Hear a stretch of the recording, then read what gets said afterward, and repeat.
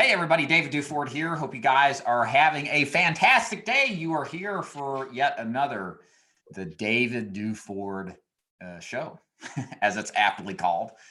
Thank you so much for joining me. Hope you guys are having a fantastic and profitable day selling whatever kind of insurance that you're selling.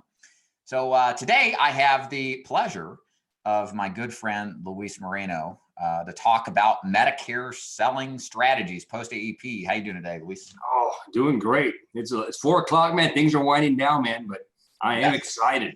Yes, it's like 70 degrees out here in Tennessee. The kids are outside playing. It's quiet in here, so you don't hear my screaming children in the background. Thank you, God. There you go. And I got to go get mine in a little while, so my noise is about to start. That's right. That's right. So absolutely. So let's talk about Medicare Advantage postseason. So as most agents probably know, Medicare Advantage is heavily sold, especially at the end of the year. In fact, there's a lot of agents that's all they do. They sell at the end of the year from October to December and then feel like there's not really much else they can do.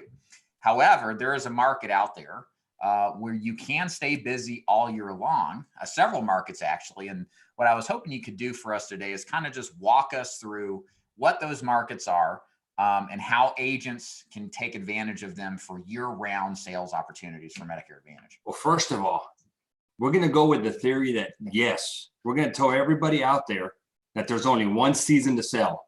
All right. We're not going to spread this news, man. So for all you guys watching, yeah, you're out of luck. You can only sell during. Exactly. You can only sell during AEP. The rest of the year, you go back into what I call the hole. But no. Truthfully, so here's what we've got. So AEP, which is a time of the year, the annual election period, starts October the 15th and it ends December the 7th. That's usually when the majority of the Medicare agents come out of their holes, their retirement holes, and they go to work. Okay, this is the time of the year where everybody can make changes, enroll in the plan, disenroll in the plan, and this is when all of the carriers started advertising and bombarding these seniors with their new plans for the following year. And so there's a lot of hype and a lot of excitement with that time period. So December the 7th comes around. Okay, that's it. It's game over. Okay, well, it's game over for the majority of the agents. I tell agents, most typical Medicare agents make their money and they're happy. You know, they're banking. You know, you get a good sizable book. You have a good living, and you talk about that passive income. Mm-hmm. You talk about that. Hey, have that money come in. Who knows what they do? Maybe they go back and they retire, or they go to their other job, or still final expense. You know, whatever it may be. So, all right, we get out of that season. Now we're January. You know, what happens the remainder of the other 10 months to say, what can agents do? Well, it is still game on, especially for you guys, for you all that are final expense agents. It is still, you know, there isn't a season. And so we do have some elections that we can utilize during certain times of the year, but we have agents right now that are still writing 40, 50 apps a month. And I will tell you, here's the cool thing, David. They're not having to do anything outside of what they're normally doing. They're working their same final expense leads. Really? Wow. So it is for you agents that are considering, you know, should I do it? Should I not? Am I going to have to incur a new expense? No, not at all. So they're working what they already have. So March 30 or January the 1st, March 31st, the first quarter of the year, we have what's called the open election period, OEP. This allows people to make a lateral move. In other words, they have a plan, they can change to another plan. And that's it. It's just a one-time, you know, I don't like what I'm in and I want to make a move. Now, you can also go from a Medicare Advantage plan to a prescription drug plan. Kind of a downgrade, but not really. Okay, but it's not lateral. You can go to a prescription drug plan. Usually we see this type of activity when they're going from an Advantage plan to a MedSup. The only caution here, don't do it until the MedSup is approved. Right. Yeah, I've seen it, and they're like, I want to go backwards, and you can't. You're going to put those insureds in a bad spot. So make sure your MedSup is approved, then facilitate that change from an MAPD to a PDP, which is a prescription drug plan. I'm going to be throwing a bunch of acronyms on. I know we're tight for time, but eventually when you get into the Medicare world, you're going to know what OEP, AEP, PDP, MAPD, and all these different acronyms stand for. Okay, so March 31st, you know, that's a month from now. What else can agents do after this quarter ends? Well, we've got still 4 more opportunities that we can utilize. One of them is people who are on the low income, which I call your bread and butter final expense leads that you guys are getting. And let me jump in here just so everybody, you had mentioned like election periods. So explain what special election periods is. I know you're just starting to, but kind of explain this concept because it's a little different than annual enrollment or even open enrollment. A special election is kind of like an exception to the rule. Okay, it allows you to enroll in the plan when normally you wouldn't be able to. So you got to find that exception. Okay, so they call it a special election. Which special election can you use? Well, OEP is one of them. That's the open election period. You can use Medi or the dual plan. These are for low income people who have both Medicare and Medicaid. So if you've got a dual plan in your area, you can utilize that. And you can utilize that only once a quarter. Okay, so you can't be, it used to be you could do it every single month. Now they limit it to once a quarter. Okay, so we have that option. We have the option of using LIS, another acronym. Here we go. LIS stands for low income subsidy. These are people who make a little bit too much money for income. I'm sorry, for a little bit too much money for Medicaid, but they're still on the low income level. And what they do with that is it gives them assistance with their prescription drugs. That in itself will create that special election or the exception to get into a plan. So we've got Medis, which we're going to call the duals. We have LIS, and I tell agents that are starting, how do you know they're in LIS? Well, once you're set up with your carriers, it's a matter of a phone call. You got to call broker support. Hey, I'm sitting here with David Duford. Here's his information. I need to find out if he's got LIS or Medicaid. Within 3 to 5 minutes, they're going to let you know. Okay, so once that is done, you verify they have LIS, you're rocking. You've got that special election. The other option, the third one, is if you have a chronic condition. So the most common chronic condition that you will find on a chronic plan is diabetes, which is, again, huge in the FE world. I mean, that's who doesn't have it? 3 out of 4 have Right. it. Sure. And so you can use diabetes as a chronic condition to qualify for a chronic plan if you have a chronic plan in your area. Now, I do get questions. Well, the guy's got high blood pressure. It is a chronic condition, but it's not one that qualifies. So you've got to check your area, see what chronic conditions are available, or I'm sorry, which chronic plans you have, and then make sure you know what chronic conditions qualify for that plan. And that just gives you an option. And then the fourth one is the obvious one. They're turning 65. Right. Yeah, that's game on. I mean, that's the obvious one. But other than turning 65, and then you've got the 3, the LIS, the Medis, and the chronics. You've got 4 other exceptions to the rule where you can write business all year long. But don't tell anybody. We're keeping this a secret. Well, that's what I was going to ask you now. So how, some concerns some agents will bring is, how saturated the market is, or questions of how saturated. Where do you put, if we call it the special election period market, in terms of how much it's followed up, how much it's targeted relative to annual enrollment period? Is there less agents selling during this time of the year, or are there more equivalent to what you see at AEP? I would say normally AEP for most agents, okay, most Medicare agents, that's their big season. And then it slows down for them. But we're not dealing with normal Medicaid agents. We're dealing with some final expense workhorses. These guys are beating the streets all day long, seeing between 6 to 10 people a day. They're ordering leads. They're getting in front of seniors every single day in their course of business of selling final expense. So They're already there. It's just a matter of offering it. Right. And I tell agents, how do you offer it? The next concern, which we can address at another time, is how do you do this compliantly? And the easiest thing, I'm going to look for it. Give me 1 minute. Okay. Sure thing. Right here. Hold on. I got it. Hey, Luis, while you're looking, let me answer this quick question from Kurt Brenner. Thanks for your question. Can you sell annuities, Medicare, or life insurance over the phone without meeting face-to-face? So the answer is it depends on the platform. It depends on the carriers. Annuities sold over the phone, I only know of one group that does that. There's probably multiple ones, but that's kind of at the cutting edge. I'm sure a lot of these successful operations keep it kind of under a tight lid. Medicare, yeah, absolutely. There's people who explicitly sell Medicare supplements over the phone, sight unseen, no interaction face-to-face with clients. In fact, we're looking at possibly doing that for the Medicare Advantage space. Keep in touch with me at davidduford.com/contact for more information.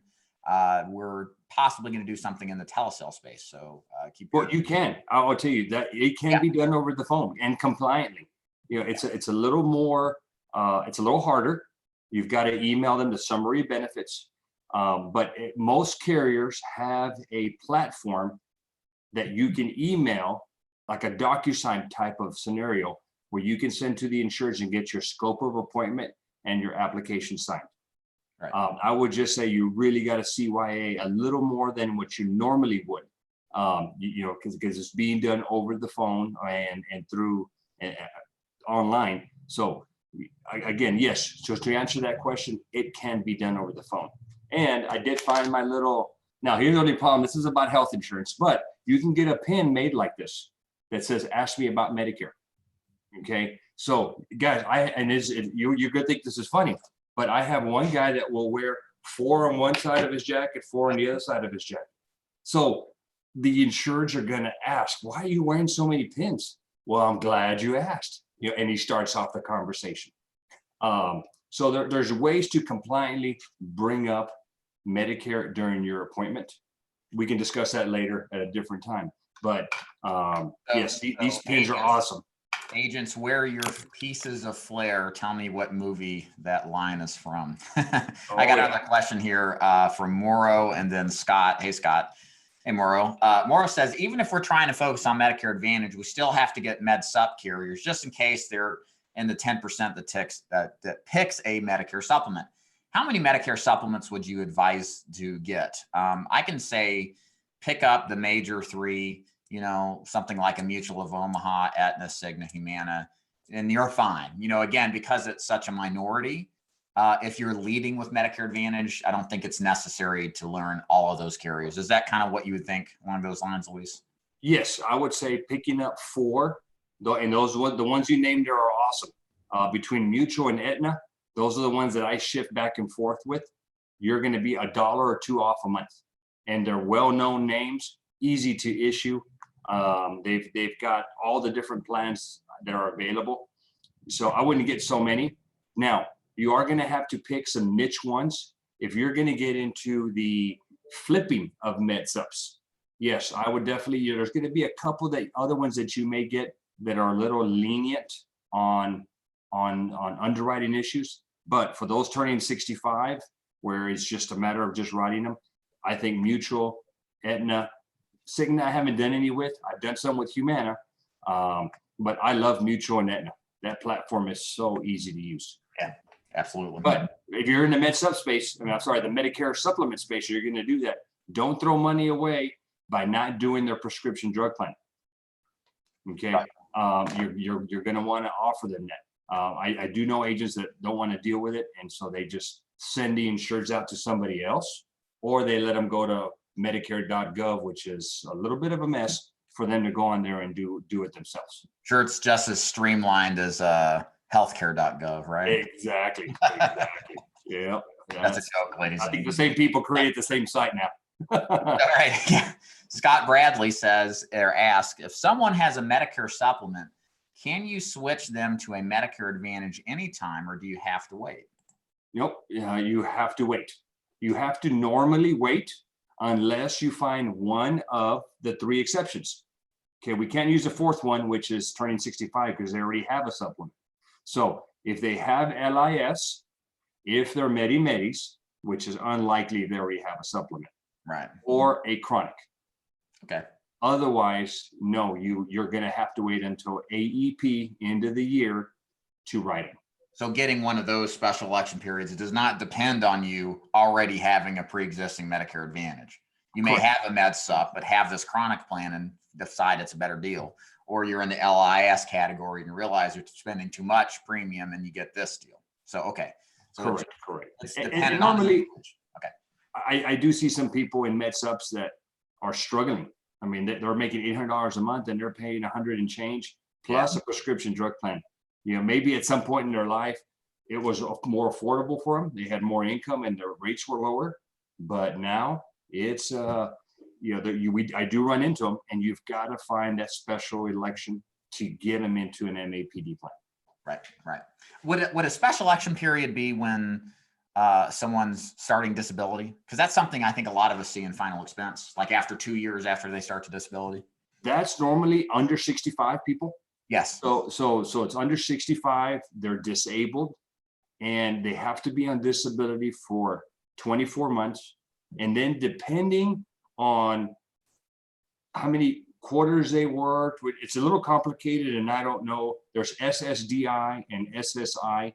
Yeah. Depending on one of those two, and they may automatically get Medicare on their 25th month, or they have to apply for it. Okay.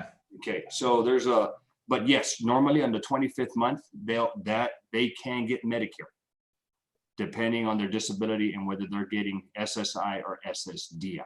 And I know, you know, as a final expense agent, I ran across that stuff all the time. You know, you'd run into people who just started getting their disability payments because they reached the 2-year point. And there is not a lot of agents that purposely go after that market. They're not turning 65 typically.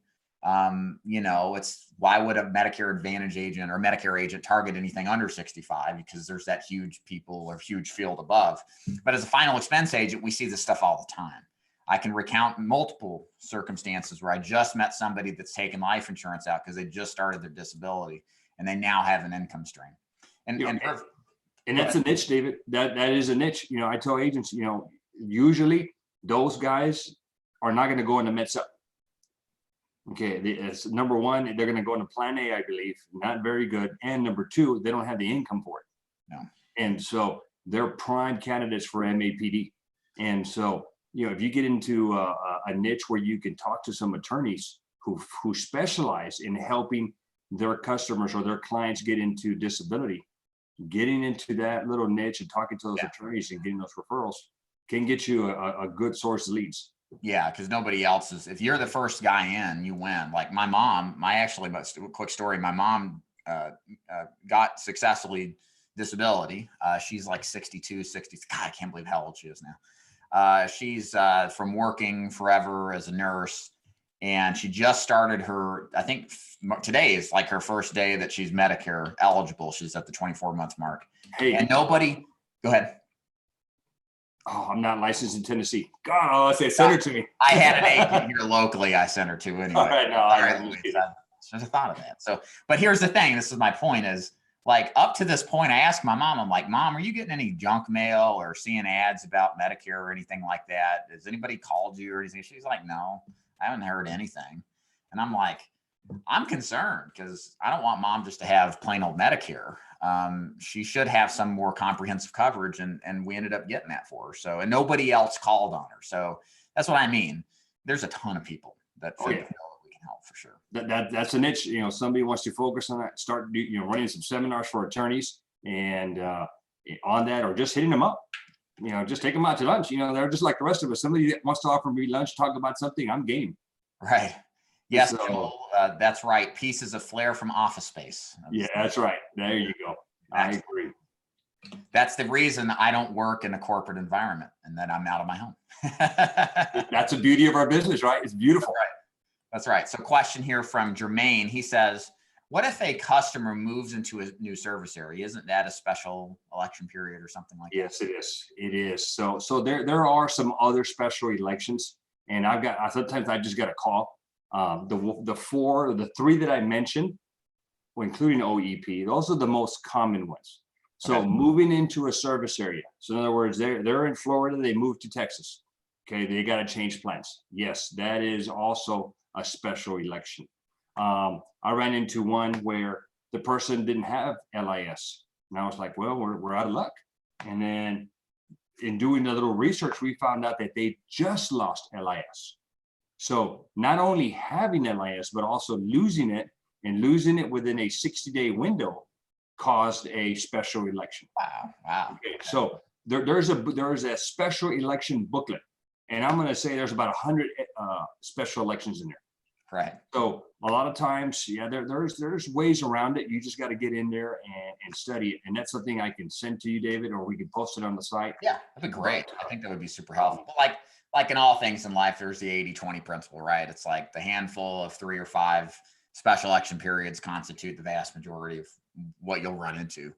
And you'll occasionally get these probably, Correct. So Jermaine, that was a good question, man. Good point. Yeah. Thank you for pointing that out to us.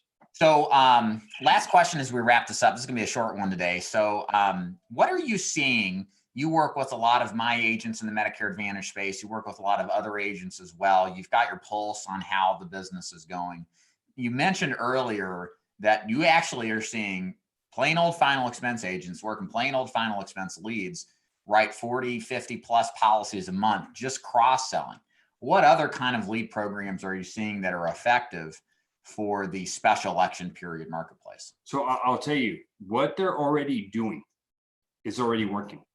Okay, you do not have to go out there and start a new income or a new expense of ordering leads. Now, if you want to, hey, let's rock and roll. Our entity that we're working with, David, they're providing leads, and we have our own lead house or mail house that we're working with on getting leads out to y'all. We've got a lead program depending on the contract that you sign with us and your production, where they could even get free final expense leads. Now, I'm not in charge of the lead program, so I'm just a trainer, so I don't know a lot about it, but that is an opportunity for those that are productive. We've got Facebook leads, we've got telemarketing leads, but the final expense agent right now who is working and is doing their thing, I would say, keep doing what you're doing, work the leads that you've got, but just start cross-selling. Where are these? Ask me about Medicare pins. Okay, fish a little bit. I tell agents when we had your seminar, I was talking about fishing. You got to throw your line out there and see if they'll bite. There's different ways to fish for Medicare Advantage. So you want to put yourself in that position where you can offer Medicare Advantage to those same customers that you're doing final expense. And I will tell you, and I told the agents there, here's the beauty of this. Final expense, you're a sales guy. You are selling a product, a very important product. Okay, I see the effects daily of not having that product, what it does to families. So nothing wrong with that. But when you start going in there and you start offering Medicare Advantage, in my opinion, the thought of the senior of what they think of you goes from a sales guy trying to sell me a life insurance policy to more of this is my advisor. This is the person who's trying to take care of me. And in doing so, I'm seeing where it makes your final expense sale a little easier to do, because now you're their advisor. Right. You're their confidant. You're the one that's helping them with their health care and making that recommendation of, this is what I'm going to recommend that you take. But in addition, here's your final expense. They go hand in hand. I mean, I think you're being pushed up a notch higher. You're in that category now of attorney, doctor, in my opinion, when you're helping them with Medicare Advantage. Couple last questions here. Scott asked a good question. And if you can kind of briefly describe this, Luis, and Scott, we can go into more detail later. Scott asked, confused, what's the restrictions on talking to seniors about Medicare Advantage? Give us kind of the brief synopsis of that. Well, there's no, if I'm reading the question right, is I guess compliance. This is a compliance question. When can you bring it up? Okay. Well, if they're your customers, there is no rule. We call that an existing business relationship. You can call them up and tell them what you're doing. Now, the compliance issue comes into effect when they're not your customer And that's where they've got to ask you. Right. So how do you get a fish to bite your hook? You put some bait out there. I can't make that any other easier. So you use this Ask Me About Medicare pin. You tell them, hey, David, you know, this is what I do. I'm a final expense agent, but more importantly, what I love doing is helping seniors with Medicare. I love helping them get dental. I love helping them get extra benefits. I love getting them lower copays. If you're interested, or if any of these topics are of interest, all you've got to do is ask me. As soon as they ask, you get that scope of appointment and you can jump into the conversation. It's that simple. Yeah. That's it. Fish. Last question here, a little random, but maybe you can provide. It's kind of interesting. Lolly Frames. Hey, Lolly. She says, I heard United of Omaha is getting out of the Medicare Advantage business. Is that true? Not that I'm aware of. Now, United of Omaha they're mainly they have a MedSub product, but they did get into the Medicare Advantage business. In fact, this was their first year here in my area. Now, that's what I thought. They're relatively new on the MA space. Very new in the MA space, and I didn't write any with them. I mean, usually the big carriers, and we tell agents, and I get this call and request, what carriers do I sign up with? Well, you're going to be pretty safe. You know, the 80-20 rule. 80% of your business is going to go to the big names. Okay, the Humana, the United, the Aetnas, the Cignas. Stick with the big boys. And then if for some reason you need a regional carrier, then we can provide that. Yeah. We've got a couple up in Dallas that we did that for. So that's what's nice about us. We're not a product pusher here. We can pick and choose what's going to be. Yes, that's correct. And we're brokers. I mean, that's the beauty of this business. You know, I tell agents, you know, we don't get paid one penny more from one carrier or the other. You know, we get what's called street commissions. And so for an agent, it doesn't even matter who you're going to recommend. No. You know, you're going to pick the best plan for your insured. Right. There's no financial incentive. Ladies and gentlemen, that's the conclusion of our 30-minute Medicare Advantage off-season sales talk. My 2-year-old's breaking the door down. I'm sure your wife is ready for you to get out and pick up the kids. So, no. They've been coming on the door. I'm like, stay away, don't come in. Yeah, right. I had to put a lock on my door. Right. I need one. All right, guys. So I'm going to end it there. If y'all have any questions about how to sell Medicare Advantage, if you're interested in this program, it's very simple to learn more. Go to davidduford.com, click Join Dave's Agency, click on the Medicare Advantage section, especially if you're a final expense agent. This is a great opportunity for you. You've got the skill set already to be successful. You're a hard worker. Now you can start working the same leads, building a renewal stream in order to enhance your passive level of income. Okay, that's it for me. Awesome, guys. You guys, I'm here to help. Day. All right, take care, man. See ya. Thank you.